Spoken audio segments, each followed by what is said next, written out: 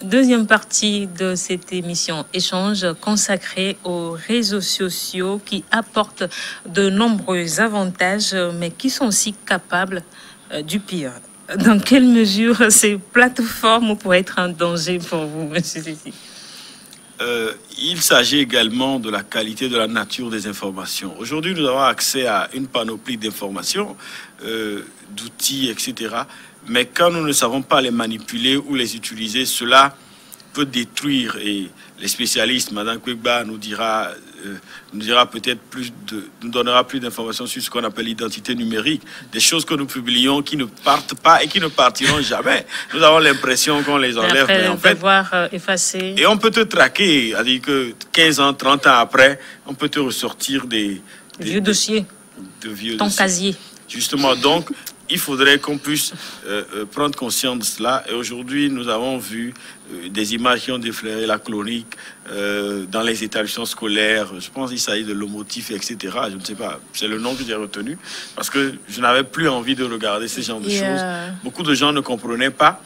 Et un autre aspect aussi aberrant, c'est ça. C'est comme les réseaux sociaux ont déformé la nature sociale même des hommes. Parce que vous pouvez imaginer qu'on assiste à un accident de circulation. Au lieu que le premier réflexe soit sauver la personne, les gens se permettent de prendre des photos.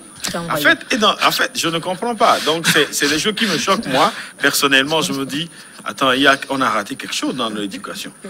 Parce que la première des choses, lorsque votre personne, quelqu'un dont le sang et l'eau coulent dans son organisme comme vous, est dans une situation anormale ou accidentée, par exemple, le premier fait, c'est de chercher à appeler par exemple les pompiers, appeler les personnes pour qu'on vienne. Mais d'autres trouvent que c'est le moment de faire des selfies. En fait, c'est aberrant et c'est pas bien. Il faudrait qu'on puisse recadrer et rééduquer les jeunes par rapport à ça. Je parle également de l'aspect où les jeunes, quand ils vont dans des cyber, tout ça, ils vont sur des sites X où ils arrivent à télécharger des images ou des photos obscènes, etc. C'est aussi l'accès libre qui conduit les gens à aller vers. Donc c'est l'aspect, le revers de la médaille. Et lorsqu'on n'arrive pas à canaliser cela, les gens apprennent. N'oubliez pas que quand on parle d'éducation, il y a 3 niveaux. Donc il y a la maison, il y a l'école et il y a en même temps l'environnement immédiat. Donc ça veut dire qu'à ces 3 niveaux-là, on peut apprendre. Donc si l'enfant est déjà à l'école, il est au dehors. Et dans l'environnement, il est également au dehors. Ça veut dire qu'il a 2 niveaux. S'il a accès à certaines informations qui ne sont pas forcément utiles à lui, ça peut le déformer. À la maison, il joue à l'ange. Mais au dehors, il fait beaucoup de choses. Et les parents de ces enfants ont été également surpris par les images, parce qu'ils ont été aussi choqués, comme les autorités du pays, les autorités... De voir ce dont les jeunes sont leurs capables. Propres enfants, de voir leurs propres enfants. J'ai rencontré un monsieur dont c'était le nom, qui est agent de sécurité, mais son enfant faisait partie, il pleurait en fait. C'est énorme, mais... En fait, il était tellement ému, il regardait déjà dans 10 ans, il dit, mais attends, son enfant, c'est pas vrai. Donc, il se dit, mais attends, qu'est-ce qui n'a pas marché? On dirait que j'ai raté quelque chose. Donc, aujourd'hui, les réseaux sociaux ont de réels avantages, si on les utilise bien, mais peuvent se transformer en problème danger. Ou en danger permanent pour nous, si on ne sait pas les utiliser. Madame Kwegba. Oh oui. Les dangers des réseaux sociaux, si on ne sait pas les utiliser. Vous souffrez. Parce que je l'aimerais. Oui, il y en a tellement qu'on les considère comme dangers. Et qui est-ce qui font de ces outils des dangers? C'est toujours l'humain. C'est toujours la personne.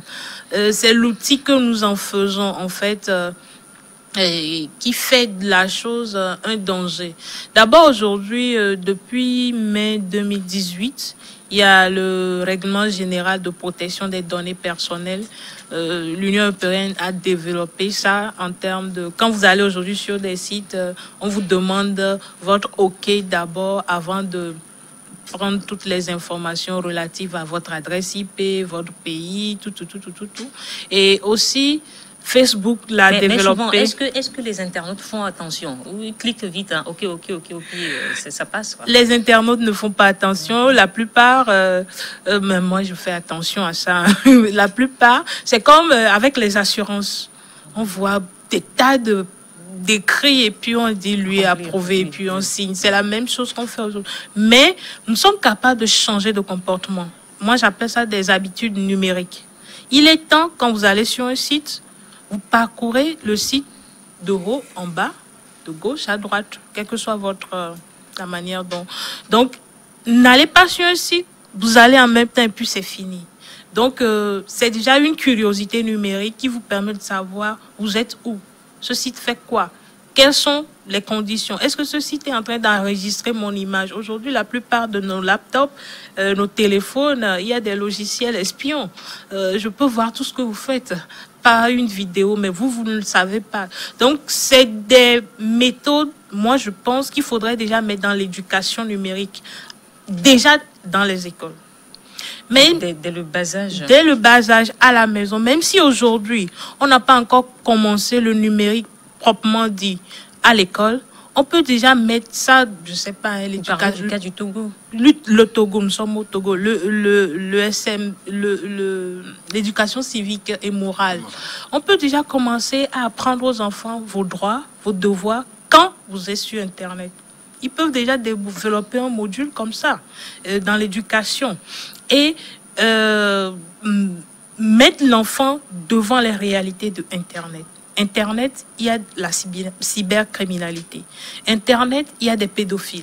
Internet, il y a des arnaqueurs. Il ne faut plus cacher des informations aux enfants. C'est ce qui s'est passé. On leur a caché les informations et le monde extérieur leur a appris.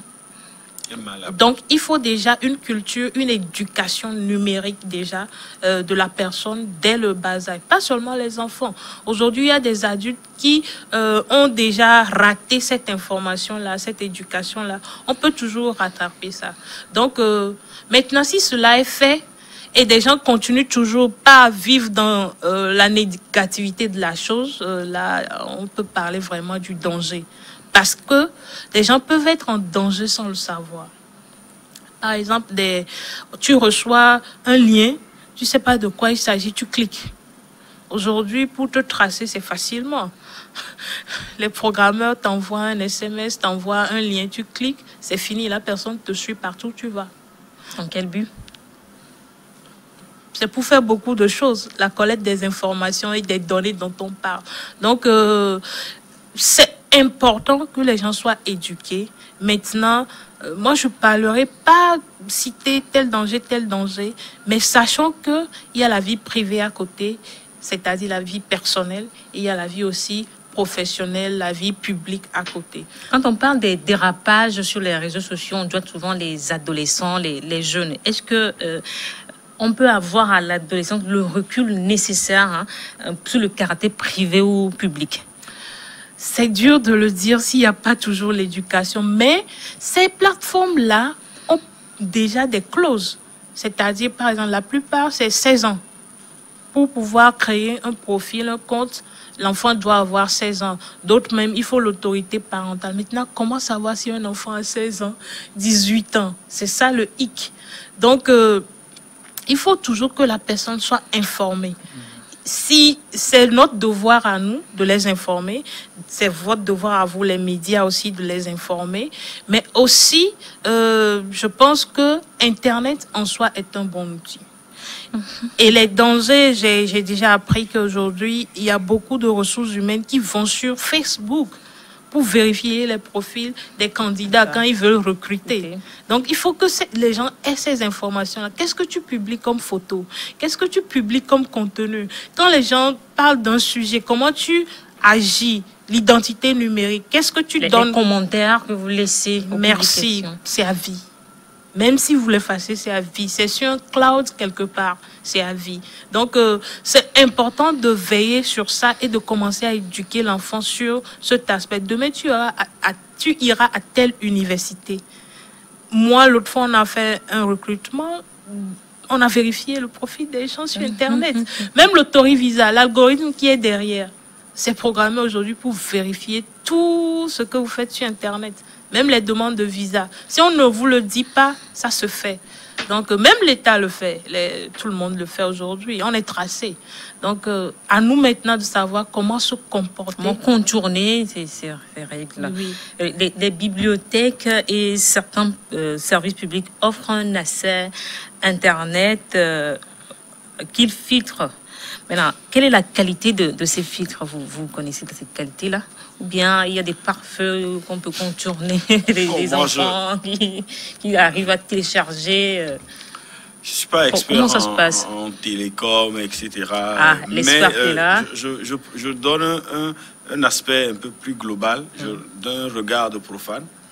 Mais pour ce que je sais, même dans des administrations, des structures, des ONG nationales comme internationales, il y a des sites auxquels vous n'avez pas accès. Les IT managent, en fait, c'est ça, les IT, c'est ça? Yeah. Ils verrouillent certains accès. Et à la fin, moi j'ai déjà assisté à ça quand nous faisons des réunions de bureau où on vous dit que telle personne sont allées sur tel site. Malgré le fait.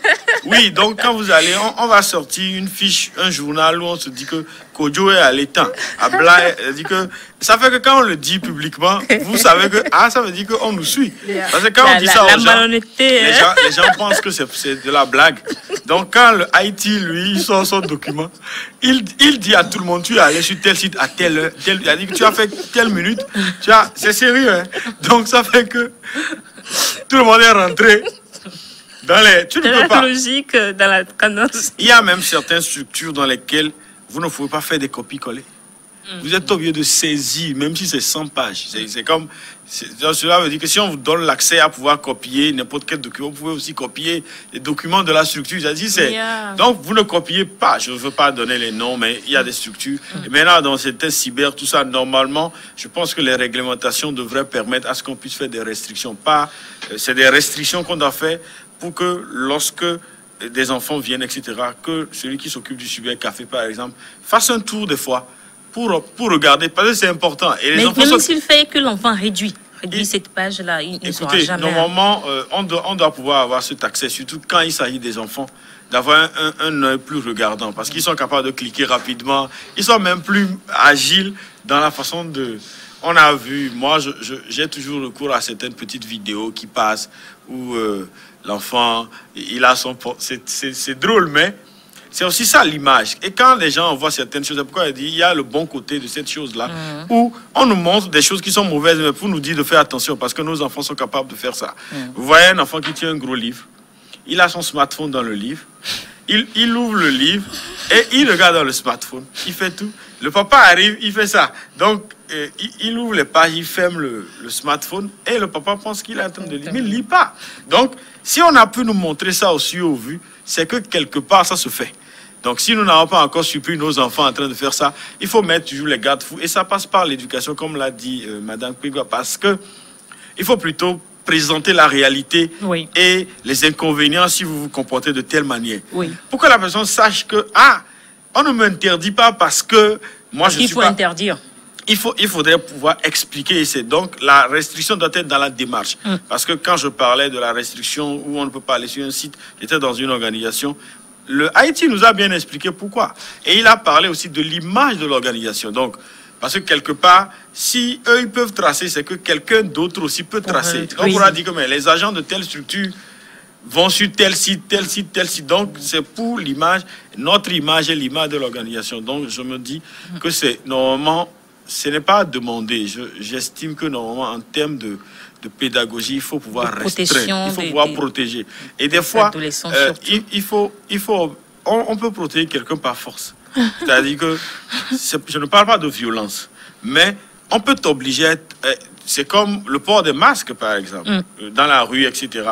On oblige les gens, parce que quand on t'amende 2 fois, 3 fois dans la journée... Mais une seule fois même suffit. Quand tu paies 3 000 dans 3 quartiers différents, c'est-à-dire que tu pensais qu'ici, on t'attrape là, tu paies. On te donne le masque, tu l'enlèves, tu paies. C'est comme le port de masque. Ce n'est pas une joie pour le militaire, mais c'est pour te contraindre à comprendre que tu dois être en bonne santé pour aussi permettre aux autres d'être en bonne santé. Donc, on se protège, on nous force des fois à se protéger. Donc, je me dis que c'est important qu'on puisse restreindre certains accès à certains sites. Je pense que même quand vous allez sur Canal, je ne fais pas de pub, mais là, il y a des restrictions, on parle de code parents, etc. C'est aussi pour éviter certaines choses. Mais quand ils mettent, par exemple, en bas, en sous-titrage, ce film-là, moins de 15 ans, mais il n'y a pas de restriction. Moi, je me dis que ce n'est pas... Oui, parce que tout le temps, on n'est pas avec les enfants. Et en plus, ces sites-là ne sont pas des sites sur lesquels les parents ont des codes. C'est des sites ouverts. Ça veut dire que si le parent n'est pas là, un enfant... avec la télécommande, il peut rapidement capter. Suivre, même si on a mis que... comment on appelle ça? Interdit au moins de 12 ans. C'est comme l'histoire des cigarettes où on met le tabac nuit à la santé. Ça n'empêche pas les gens de... Comment on dit paradoxe. C'est pas... Et en plus, on écrit ça tellement petit que tu peux ne même pas voir ça. Oh, mais c'est grand à voir. Voilà. Ça dépend de chacun. Dans le milieu des initiés, une question récurrente fait rage. Est-ce qu'il faut quitter les réseaux sociaux? Pour finir rapidement. Moi, je dis non. Que je sois spécialiste profane, je dis non. Parce que moi, ça m'aide beaucoup. Et même dans l'histoire de WhatsApp, comment j'ai essayé de lire un peu, j'ai compris qu'en fait, WhatsApp, c'est un outil puissant pour trouver du travail, pour travailler, pour discuter. Au-delà de ce que les gens font aujourd'hui, pour passer 2 heures de temps à commérer, pour rien, à faire des affairages, comme disent les Ivoiriens, pour rien. Normalement, si tu discutes avec quelqu'un, c'est pour ressortir enrichi ou grandi par rapport à certaines informations. Donc, moi, si je dois déranger par exemple Mme Kpegba par rapport à certains aspects, quand je lui écris, je sais que c'est pour avoir des informations et ça va me faire grandir au lieu de papoter pour rien. Mme Kpegba, doit-on renoncer au lien social qu'on s'est créé sur Internet? Non, je ne pense pas. Mais il faut qu'on retourne à nos racines. Même s'il y a les réseaux sociaux aujourd'hui, il faut qu'on retourne à nos racines. Des années passées, tu pouvais aller chez quelqu'un sans l'appeler. Mais aujourd'hui, il faut m'appeler avant de venir. Il faut voir si je suis à la maison. On ne peut pas renoncer aux réseaux sociaux. Ce sont des liens forts, des liens virtuels et qui nous rapprochent, surtout les gens qui sont loin de nous. Mais aussi, il faut aussi continuer. Pour ceux qui sont proches, il faut aller chez eux. Oui, il faut continuer parce qu'il y a des détails qu'on est en train de rater, même dans les familles. Vous êtes à table, entre amis, vous sortez, vous discutez, tout le monde est comme ça. On ne se parle même pas. Donc, ces liens-là, on est en train de les rater, mais c'est très important de les rattraper. On peut jouer sur les 2 coups, en fait, virtuellement et physiquement. C'est la fin de cette émission. Merci d'être passé sur ce plateau. Emefa Kpegba, vous êtes responsable de l'entreprise technologique Technopole. Vous étiez également sur ce plateau, Sefi Amenou Ceci. Vous êtes le président de SPED International. Vous êtes aussi directeur de la Maison des Jeunes de Lomé. À vous qui nous avez suivis, merci et à bientôt pour un nouveau numéro d'échange.